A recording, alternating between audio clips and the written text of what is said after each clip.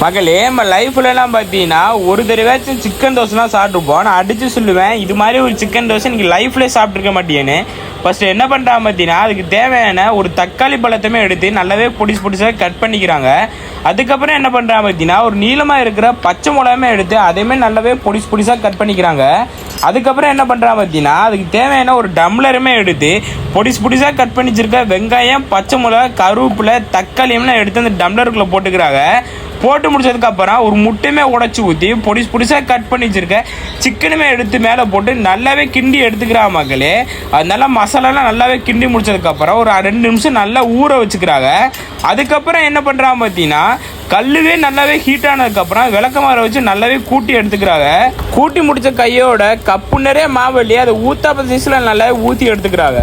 பண்ணுறாங்க பார்த்தீங்கன்னா, நம்ம அடித்து வச்சுருக்க சிக்கனுமே எடுத்து அந்த தோசை மேலேயுமே நல்லாவே அப்ளை பண்ணுறா மக்களே. அப்ளை பண்ணி முடிச்சதுக்கப்புறம் என்ன பண்ணுறான் பார்த்தீங்கன்னா, திரும்பவுமே அந்த டம்ளரில் ஒரு எம்டி முட்டையுமே உடச்சி ஊற்றி அதுவுமே நல்லாவே கலக்கி நம்ம சிக்கன் மேலே அப்படியே எடுத்து ஊற்றி விட்றா மக்களே. ஊற்றும் போதே சும்மா கலர்ஃபுல்லாக பார்க்கவே சும்மா அழகாகவே இருந்துச்சு. அதுக்கப்புறம் என்ன பண்ணுறான் பார்த்தீங்கன்னா, அதுக்கு தேவையான ஆயிலுமே எடுத்து மேலப்பில் ஊற்றி நல்லா வேக விட்றா மக்களே. ஒரு 15 நிமிஷம் நல்லா வெந்ததுக்கப்புறம் அதை எடுத்து அப்படியே பொத்துனாப்புல இப்படி ஒரு திருப்பி நல்லா வேக வைக்கிறாங்க. சிக்கன் தோசை நல்லாவே வெந்து முடிச்சதுக்கப்புறம் அதை ஒரு 4 பீஸாவே கட் பண்ணி அப்படியே பிளேட்டில் வச்சு அப்படியே சர்வ் பண்ணா மக்களே. சும்மா சாப்பிட்டு பார்க்க அடிப்பொலி டேஸ்ட்டாகவே இருந்துச்சு.